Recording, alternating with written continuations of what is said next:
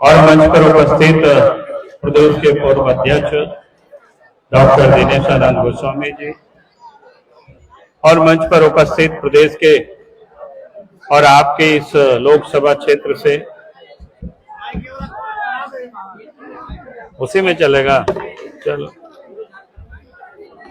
हाँ चलो ठीक है।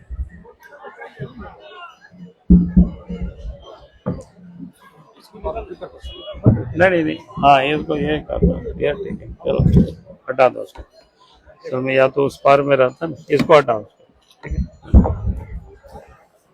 आपके इस जमशेदपुर लोकसभा क्षेत्र से सांसद श्री विद्युत वरण महतो जी और मंच पर उपस्थित प्रदेश के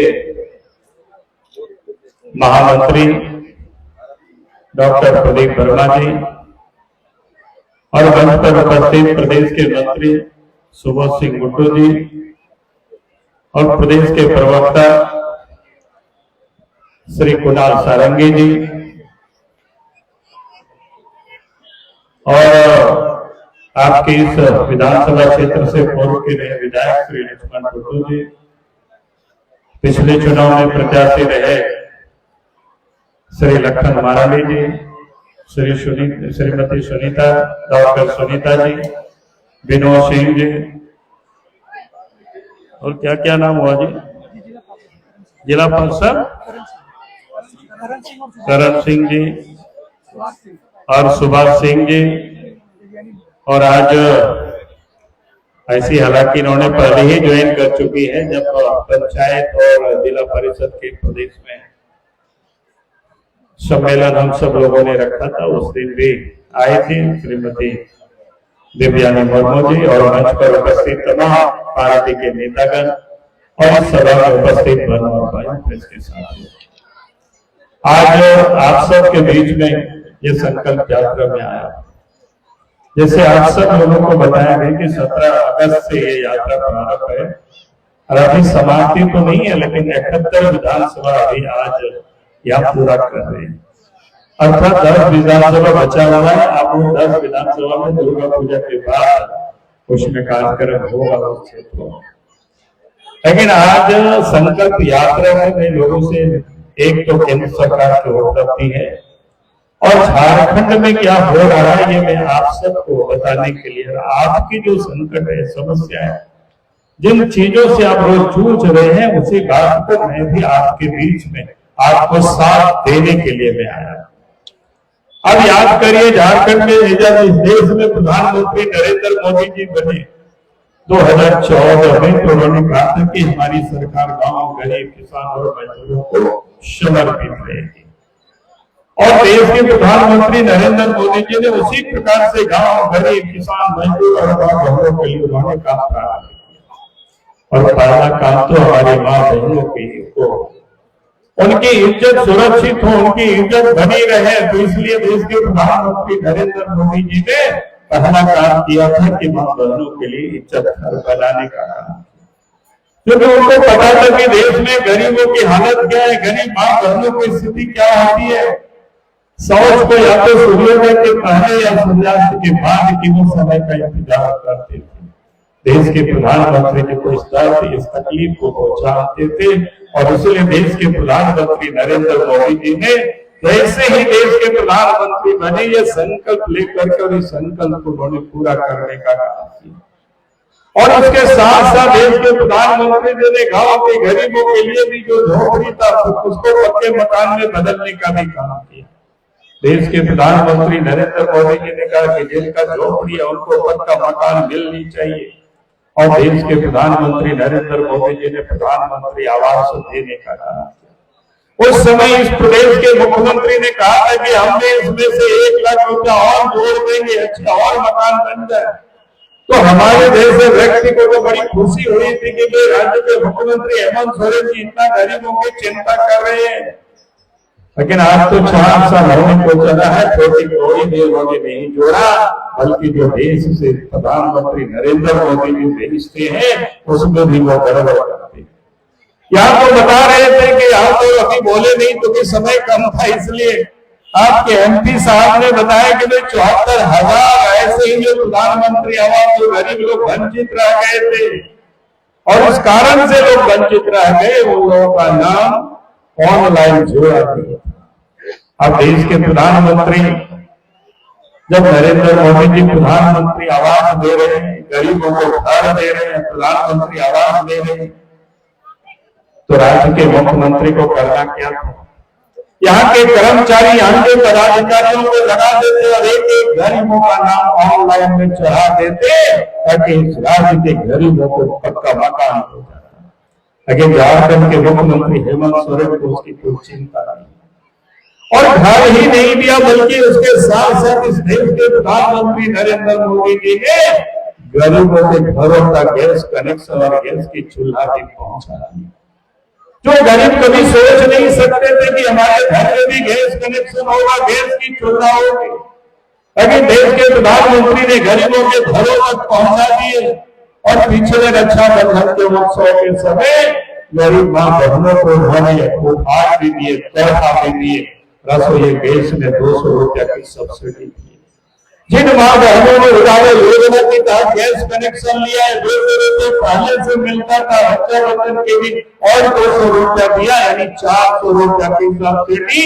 अब गरीब मां बहनों को 600 रुपया में ही और गैस की कनेक्शन अब ले पाएंगे। और इतना ही नहीं बल्कि उसके साथ साथ इसमें आज भी बड़ी आबादी है गरीब मां बहनों की जो गोरखा में खाना पकाती है। और इसलिए देश के प्रधानमंत्री ऐसे मां बहनों के लिए भी कहा है कि अगले 75 लाख गरीब मां बहनों को भी गैस की कनेक्शन और गैस की चूल्हा दी जाएगी। इसलिए मैं आज सब लोगों से कह रहा हूं कि देश के प्रधानमंत्री नरेंद्र मोदी जी गरीबों की चिंता करते, मां बहनों की चिंता करते। अब याद करें, इस देश में बैंकों का राष्ट्रीयकरण तो श्रीमती गांधी के जमाने में हो गया था, लेकिन गरीबों की खाता बैंकों में नहीं था, गरीबों की पहुंच बैंक तक नहीं था, गरीबों को बैंक के चौकों के अंदर जाने नहीं दिया जाता था। देश के प्रधानमंत्री नरेंद्र मोदी जी को तो हमें गरीबों के लिए बैंकों में जनधन खाते खुलवाए, पैसा नहीं तो बिना पैसा से खुलवाए, जीरो फाइनेंस में खुलवाए। लोग इस समय मजाक उड़ाते थे कि गरीब के पास तो पैसा नहीं, बैंक खाता किस काम की होगी। लेकिन देश के प्रधानमंत्री नरेंद्र मोदी जी जानते थे कि हमें करना क्या है। गरीबों के पैसे, चाहे वो किसी भी प्रकार की सब्सिडी हो, अनुदान हो, अब सीधे गरीबों के खाता में जाता है। अब याद करिए वो कोरोना का समय, कोरोना के दिन में तो क्या हालत हो गई थी, गाड़ियां नहीं चलती थी, घर खाना बंद थे, रेलगाड़ियां बंद थी, हवाई जहाज बंद था, आने जाना मुश्किल हो गया था। गरीब सोचते थे कि बाल बच्चों की कैसे पालेंगे, कैसे पोषेंगे, क्या खिलाएंगे। लेकिन देश के प्रधानमंत्री नरेंद्र मोदी जी ने गरीबों के घरों तक जनधन खाते में सीधा दिल्ली से पैसा भेज दिया। और उसके साथ साथ देश की 80 करोड़ की आबादी को, थोड़ा थोड़ा नहीं, 80 करोड़ की आबादी जितनी यूरोप की आबादी है, जितनी अमेरिका की आबादी है, इन दोनों आबादी को जोड़ देंगे तो उतनी देश की आबादी 80 करोड़ गरीबों को फ्री में 5 किलो अनाज दी, फ्री में भेजने का काम कर रहे हैं। लेकिन हम लोग झारखंड में घूम रहे हैं तो जगह जगह लोग बता रहे हैं, मैं बिहार राज्य के मुख्यमंत्री हेमंत सोरेन जी गरीबों का चावल, गरीबों का गेहूं, गरीबों के घरों तक ठीक प्रकार से पहुंच नहीं रहा है, बल्कि राज्य के मुख्यमंत्री हेमंत सोरेन जी उस अनाज को भी बाजारों में बेच देते हैं और पैसा को अपनी तिजोरी में भरते हैं। और इसलिए आज आप सब लोगों से यही कहने के लिए आया, जो मुख्यमंत्री गरीबों की कहा अनाज को बेचता हो, वैसे मुख्यमंत्री को झारखंड से हटाना है, यही संकल्प लेकर के यहाँ से जाना, यही निवेदन, यही अपील करने के लिए आया। अब याद करें, इस देश के प्रधानमंत्री नरेंद्र मोदी जी जो गांव में रहते हैं, कुशल जो खरीदे रहते हैं, बढ़ाई का मिस्त्री का काम करते हो, चाहे लोहा का काम करते हो, सोना का काम करते हो, ऐसे 18 ट्रेड है जिन लोगों के लिए देश के प्रधानमंत्री नरेंद्र मोदी जी ने 13,000 करोड़ रुपए की प्रावधान किया है।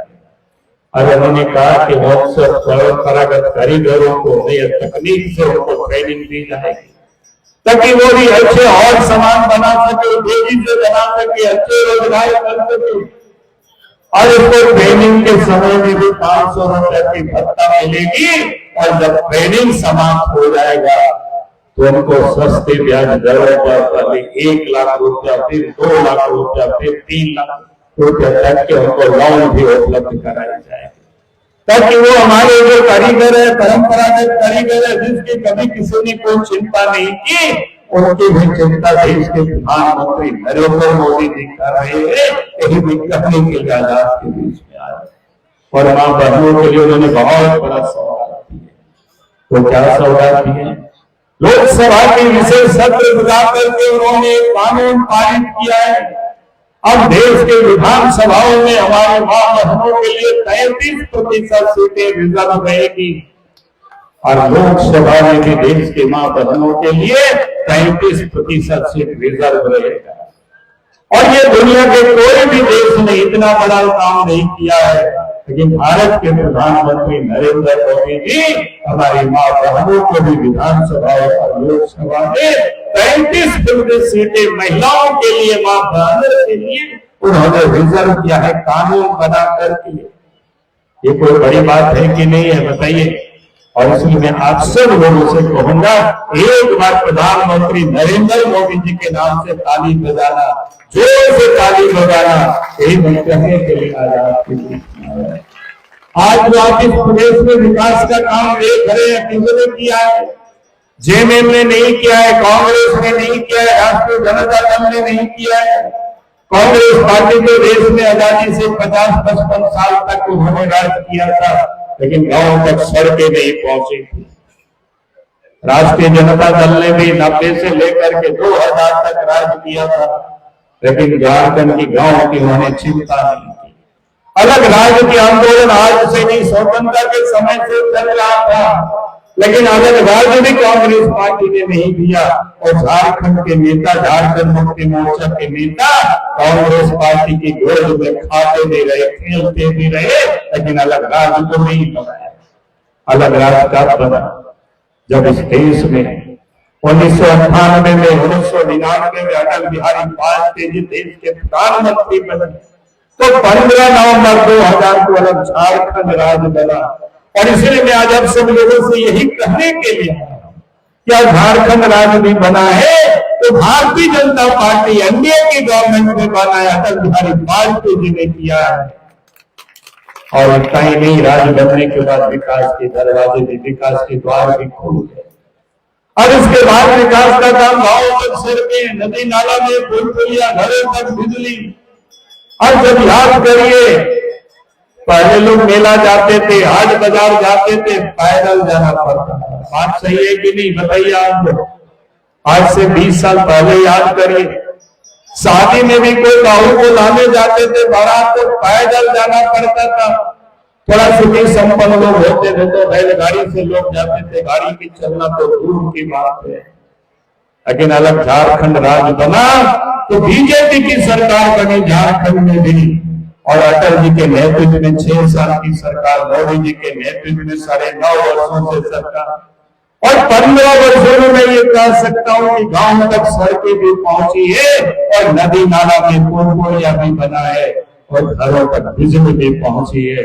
अगर ये विकास का काम किसी ने किया है तो बीजेपी ने किया है।